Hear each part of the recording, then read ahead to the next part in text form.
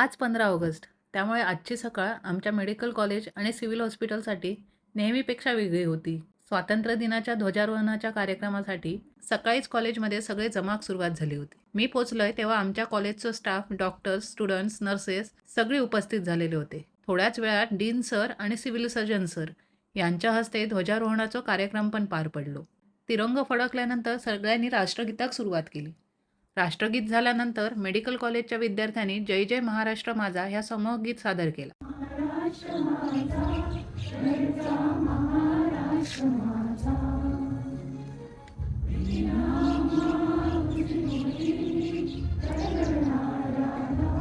त्यामुळे ध्वजारोहणाच्या कार्यक्रमात अजून रंग भरलो. आता एवढं मोठं कार्यक्रम आणि त्यात सर्व स्टाफ एकत्र.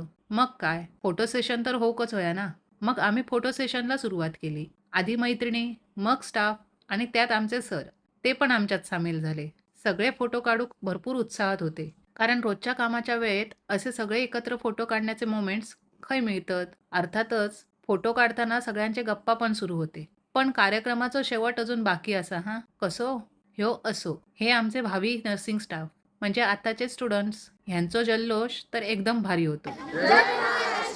त्यामुळे कार्यक्रमाची सांगता पण खूप भारी झाली. त्यांच्या जल्लोषान आजचो दिवस अगदी छान पद्धतीने संपलो. आता मीही माझा व्हिडिओ संपवतोय. व्हिडिओ कसं वाटलो तो नक्की सांगा. बाय.